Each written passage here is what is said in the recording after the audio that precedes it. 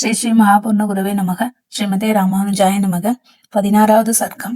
யாக குண்டத்தில் திவ்ய புருஷன் பாயசத்தோடு தோன்றுதல். இப்படி தேவர்கள் அனைவராலும் வேண்டிக் கொள்ளப்பட்ட நான்முகனும் சிறிது ஆலோசித்து உடனே சந்தோஷமாக துராத்மாவாகிய அந்த ராவணனை கொல்ல உபாயம் யாதெனில், அவன் கந்தர்வர்களாலும் யக்ஷர்களாலும் தேவர்களாலும் அசுரர்களாலும் தனக்கு இறப்பு நேரிடக்கூடாதென்று வரம் கேட்டனன். நானும் அப்படியே ஆகட்டும் என்று சொல்லிவிட்டேன்.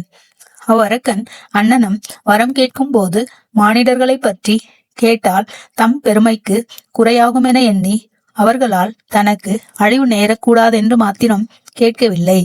ஆகையால் மானிடர்களை கொண்டே அவனை கொல்ல வேண்டும். அவனுக்கு வேறு வகையில் அழிவில்லை என்று மொழிந்தனன். அம்மொழியை கேட்டு தேவர்களும் முனிவர்களும் மிகுந்த சந்தோஷம் கொண்டனர்.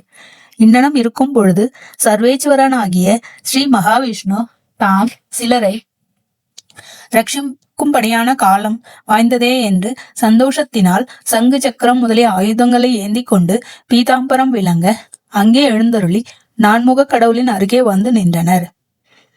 இப்படி எழுந்தருளின சர்வேஸ்வரன் நான்முகனுடன் கலந்து ஆச்சிரித ரக்ஷணத்திற்குரிய செயல்களை ஊக்கத்துடன் நினைவிட்டு கொண்டிருக்க தேவர்கள் அனைவரும் எழுந்து பணிந்து பல வகையாக புகழ்ந்து, ஓ மகாவிஷ்ணுவே, நீர் உலகங்களுக்கு நன்மை செய்யும் பொருட்டு தாமாகவே முன்வரும் தன்மையர்.